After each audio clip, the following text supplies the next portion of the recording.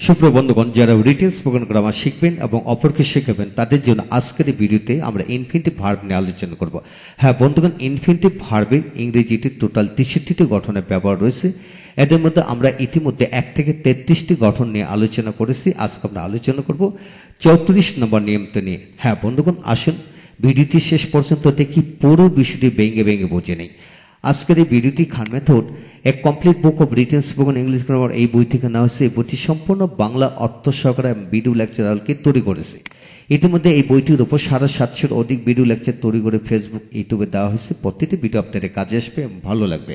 হ্যাঁ বন্ধুগণ, যাদের সমস্ত বইয়ের সকল ভিডিও লেকচার দরকার তারা প্যান্ডেবের মতো ভিডিও লেকচার নিতে পারেন, তাই আমাদের সাথে যোগাযোগ রাখতে পারেন, অল্প মূল্যে নিতে পারবেন।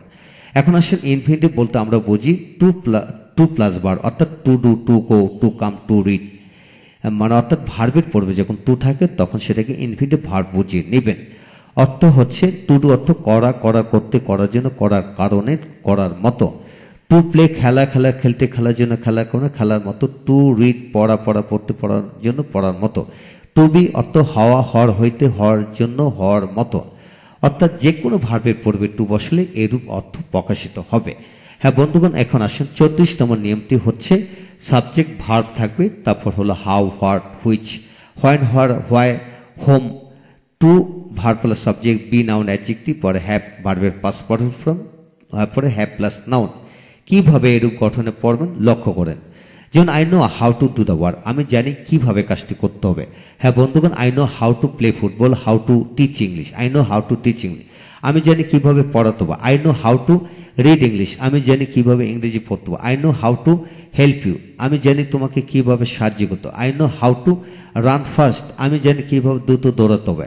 I know how to succeed in life, আমি জানি কিভাবে জীবনে সফল হতে হবে। হ্যাঁ বন্ধুগণ, ধরে নেন আপনি স্যার আপনাকে 10,000 ভার্ব দিল, যে কোনো ভার্ব এখানে বসে এরূপ আদলে বাক্য তৈরি করতে পারেন এবং এটাকে আপনি টেন্সের আলোকে চেঞ্জ করে পড়তে পারেন এবং যে কোনো মডেল ভার্ব দিয়েও শুড, উড, ক্যান, কুড এগুলো বসে কিন্তু বাক্য বানায় পড়া যায়। আপনি যদি বিশ্বাস করেন তাহলে পারবেন, যদি বিশ্বাস না করেন তাহলে আপনি পারবেন না। তাই বিশ্বাস করুন, ইনশাল্লাহ এগিয়ে যাবেন। তারপর আসেন I know what to do now, আমি জানি এখন কি করতে হবে। আমি জানি এখন কি পড়তে হবে। আমি জানি এখন কি খেলতে হবে। আমি জানি এখন কোথায়, আমি জানি এখন কি খেতে হবে। হ্যাঁ বন্ধুগণ, এই জাতীয় যত ভার্ব আছে হটের সাথে যোগ করে পড়তে পারবেন। তারপর আসেন I know which to do now, আমি জানি এখন কোনটি করতে হবে। আমি জানি এখন কোনটি খেতে হবে। আমি জানি এখন কোনটি পড়াতে হবে। I know which to teach now, I know which to teach now. তো এইভাবে আপনি বাক্য বানায় পড়বেন। তারপর I know when to do the work, আমি জানি কখন কাজটি করতে হবে। আমি জানি কখন সেখানে যেতে হবে। I know when to go there, আমি জানি কখন ভাত খেতে হবে। I know when to eat rice, আমি জানি কখন ভাত রান্না করতে হবে। I know when to cook rice, আমি জানি কখন তোমাকে পড়াতে হবে। I know when to teach you, I know when to teach you English, আমি জানি কখন তোমাকে ইংরেজি পড়াতে হবে। এইভাবে বাক্যগুলোকে একটু একটু করে বড় করে বানিয়ে পড়বেন। তারপর হচ্ছেন I know what to do the work, আমি জানি কোথায় কাজটি করতে হবে। I know what to live, আমি জানি কোথায় থাকতে হবে। I know what to sell the book, আমি জানি কোথায় বই বিক্রি করতে হবে। এইভাবে অন্যান্য ভার বসে পড়বেন। তারপর হচ্ছেন I know why to do the work, আমি জানি কেন কাজটি করতে হবে। I know why to help you, আমি জানি কেন তোমাকে সাহায্য করতে হবে। I know why to give you some money, আমি জানি তোমাকে কেন কিছু টাকা দিতে হবে। এভাবে অন্যান্য ভার্ব দিয়ে পড়বেন। তারপর আসেন I know whom two teach English, আমি জানি কাকে ইংরেজি পড়াতে হবে।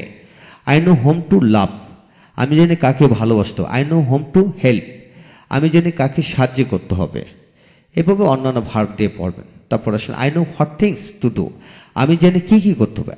আমি জানি কি কি কিনতে হবে। I know what things to buy, আমি জানি কি কি পড়াতে হবে। I know what things to teach you, to teach you.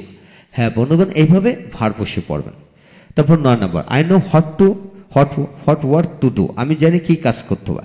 আমি জানি কি মাছ খেতে হবে। আমি জানি কি বই পড়াতে হবে। I know what book to read, to read বা টু টিচ, আমি জানি কি বই পড়তে হবে বা পড়াতে হবে।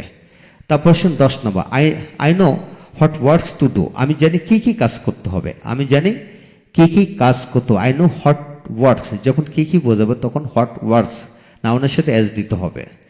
তারপর আসেন 11 নম্বর, I know what type of work to do, আমি জানি কি ধরনের কাজ করতে হবে, আমি জানি কি ধরনের বই পড়তে হবে। I know what type of book to read, আমি জানি কি ধরনের বই পড়াতে হবে। I know what type of book to teach you. তারপর 12 নম্বর, I know what types of works to do, আমি জানি কি ধরনের কাজ করতে হবে। যখন কি ধরনের হবে তখন হোয়াট ওয়ার্কস দিয়ে বাক্য তৈরি করবেন। তারপর আসেন এখানে তারপর 13 নম্বর, I know which things to do, আমি জানি কোনটি করতে হবে, আমি জানি কোনটি করতে হবে, আমি জানি কোনটি কিনতে হবে, আমি জানি কোনটি খেতে হবে, আমি জানি কোনটি রাঁধতে হবে। এইভাবে বাংলায় আগে রপ্ত করেন, তারপরে ইংরেজি। তারপর I know which work to do, আমি জানি কোন কাজটি করতে হবে। I know which works to do, আমি জানি কোন কাজগুলি করতে হবে। I know which type of work to do, আমি জানি কোন ধরনের কাজ করতে হবে। I know which types of works to do, আমি জানি কোন ধরনের কাজ করতে হবে। I know which brother two teach English, আমি জানি কার ভাইকে পড়াতে হবে, আমি জানি কার ভাইকে ভালোবাসতে হবে, আমি জানি কার বোনকে ভালোবাসতে হবে, আমি জানি কার বাবাকে সম্মান করতে হবে, আমি জানি কার স্যারকে বা শিক্ষককে সম্মান করতে হবে। হ্যাঁ বন্ধুগণ, এখানে হোজের পরে হাজারো নাউন, কমন নাউন বসে পড়তে পারবেন এইভাবে। তাই নো হুস মানে এখানে যদি বস্তু দেন, বস্তু দিয়ে বাক্য তৈরি করতে পারেন, তবে বাক্য গঠনটি একটু ভিন্নতর হবে। হ্যাঁ বন্ধুগণ, এই হলো বিষয়। আপনার কাজ হলো নো এর জায়গায় অন্যান্য ভার বসিয়ে পড়বেন, ডু এস হলো অন্যান্য ভার বসিয়ে পড়বেন এবং টেন্স পরিবর্তন করে পড়বেন ইনশাল্লাহ, এবং অক্সিলারি ভার পরিবর্তন করে পড়তে পারবেন।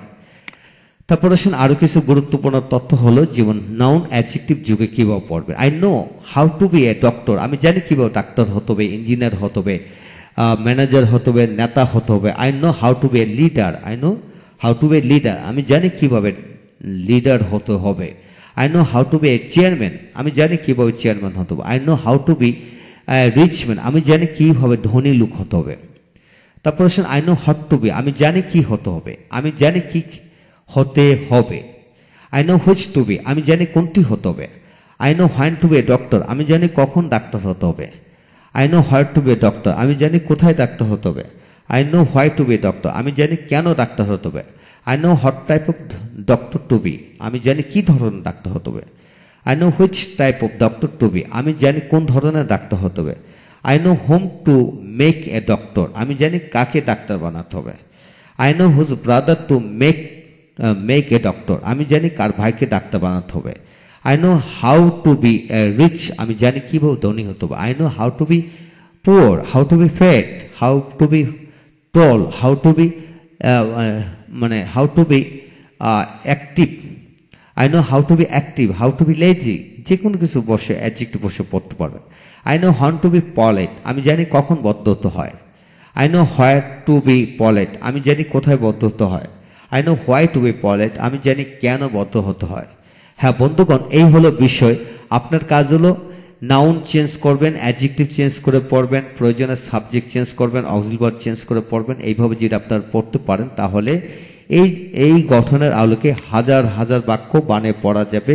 বিশ্বাস রাখুন, এইভাবে পড়তে থাকুন, এগিয়ে যাবেন। আর যারা রিটেন স্পোকেন গ্রামার রপ্ত করতে চান, অপরকে রপ্ত করাতে চান, তাদেরকে অবশ্যই ইনফিনিটিভ এই ব্যবহার 63টি জানতে হবে। তাই পরবর্তী ব্যবহারগুলি একে একে জানুন, আমাদের সাথে থাকুন। প্রয়োজনে পুরো ভিডিও লেকচার নিয়ে আপনারা ঘরে বসে শিখুন, ইনশাল্লাহ এগিয়ে যাবেন। Thank you very much.